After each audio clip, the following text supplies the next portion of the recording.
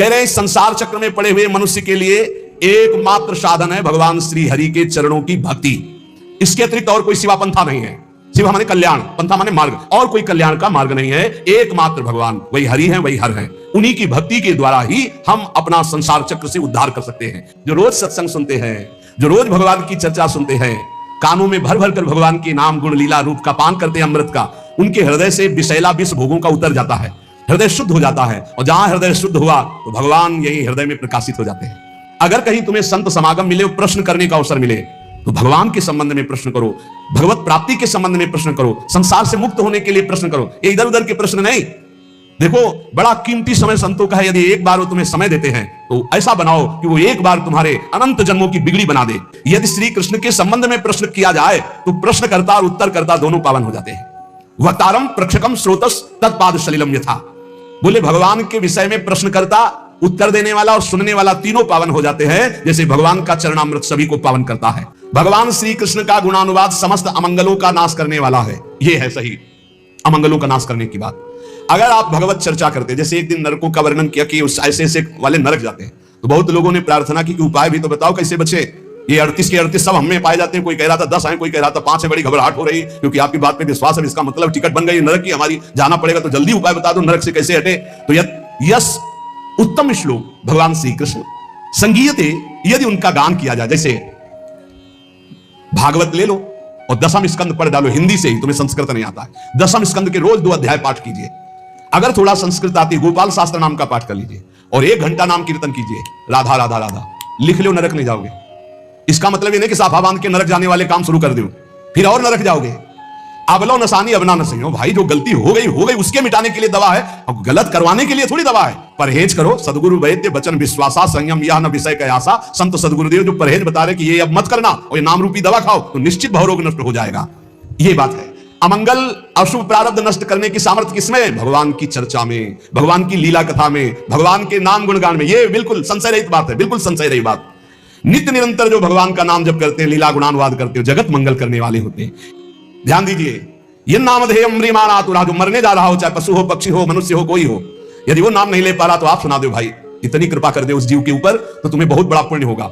मरणासन पुरुष को नाम सुनाने के बराबर त्रिभुवन में कोई भी पुण्य नहीं है, इससे बड़ा कोई पुण्य। जैसे कोई पशु पक्षी मरने जा रहा, नजदीक जाके राम कृष्ण हरि राधा राधा राधा सुना दिया, अब वो मरने जा रहा, घंटा 2 घंटा 4 घंटा 10 घंटा में भी मरेगा तो उससे कोई पाप होने वाला नहीं, वो भगवान को प्राप्त होगा, क्योंकि नाम कथन और श्रवण का एक ही फल होता है। तो बोले यन नामधेयम म्रियमाण आतुरः, यदि मरने का समय हो, व्याकुलता का समय हो, नाम हो नहीं उच्चारण कर पा तो आप नाम कीर्तन उस समय कर दो, तो यमदूत नहीं आएंगे, उसका मंगल हो जाएगा। ये बहुत बड़ा पुण्य करना चाहिए। आसपास कहीं सुनो कि कोई पधार रहा है तो रज ले, चरणामृत ले, जाओ उसके मुंह में डालो, कोई परिचय नहीं, हमें कोई परिचय नहीं, वो भगवान का अंश है, उसे भगवान की प्राप्ति करानी हो, जाके थोड़ी देर बैठ के राधा राधा राधा, घर वालों से कोई मतलब, और उठे चला रहे, उसका मंगल हो गया। कोई पशु पक्षी मर रहा हो, अंतिम समय भगवान नाम सुना दे, यन नामधेयम म्रियमाण, मरने के समय घंटे 2 घंटे 10 घंटे तक जो बेशुद्ध हो रहा है, अब उससे कोई पाप कर्म करने वाला नहीं, वो आखिरी समय ही माना जाएगा और उसको नाम सुना दिया जाए, उसका मंगल हो जाएगा।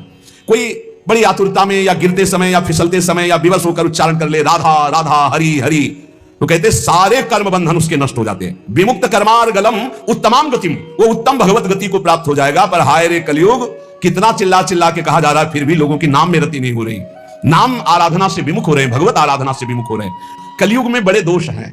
जब परीक्षित जैसे महाभागवत की बुद्धि खराब कर दी और मरे हुए सर्प को उठा करके ध्यानस्थ ऋषि के गले में डाल दिया, तो सोचो और किसकी बुद्धि बख्शेगा। यदि नाम चल रहा है, नाम पहाड़ू दिवस निशी, रात दिन नाम का पहरा है, तो कलयुग के अभद्र प्रवेश नहीं करेंगे। ये वाणी जी हमारी कह रही।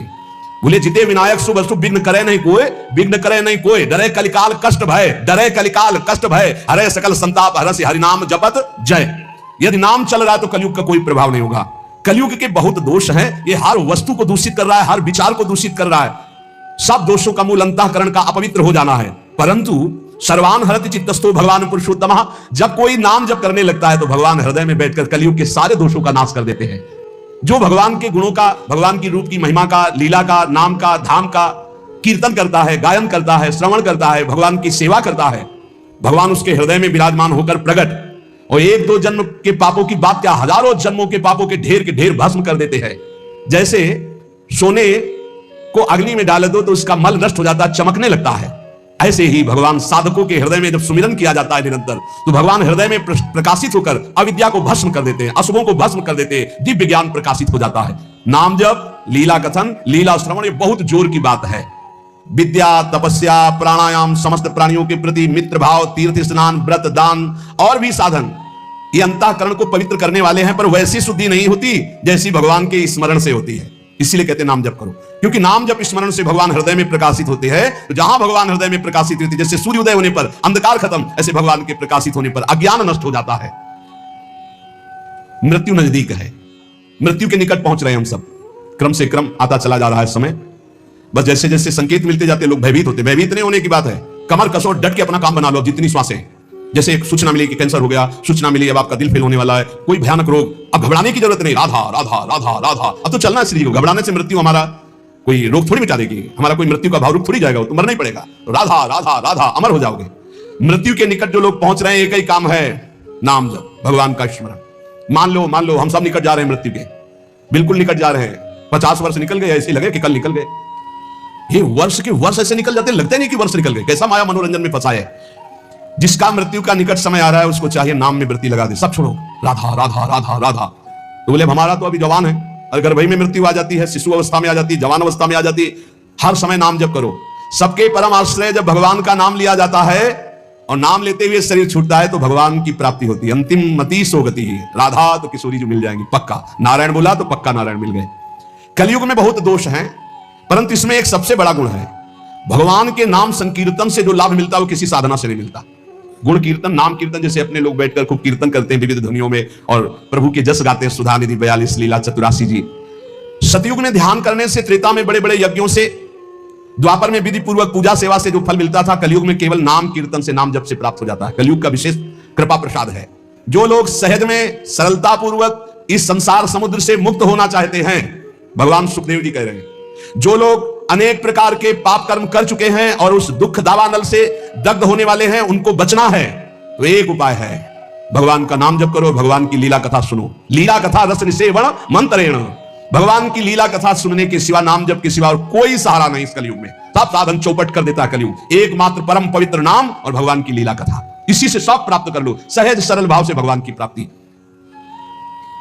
उपासक को चाहिए कि सत्य भावना से ही भगवान की प्राप्ति होती है, इसलिए असत भावना का त्याग कर दे। हर समय भजन में रहो, हर समय कभी भी कोई भी घटना घट सकती है, भगवत स्मरण है तो भगवान को प्राप्त होगे। कह रहे हैं सबसे बड़ा धर्म है भगवान का भजन करना। धर्मम भजस्व सततम त्यज लोक धर्मान, इन लोक धर्मों का त्याग करो, भागवत धर्म में आओ, भागवत धर्म से प्रेम धर्म की यात्रा करो। निरंतर भजन करना ही सबसे बड़ा धर्म है, और यह भजन साधुजनों के संग से होता है, उनकी सेवा से होता है। तो साधुजनों की सेवा करो, संतों का संग करो, तो भगवत भजन होगा। भोगों की लालसा फटकने मत दो, नहीं तो संतों का संग छूट जाएगा। पापाचरण करने वाला फिर संत संग में अरुचि हो जाती है।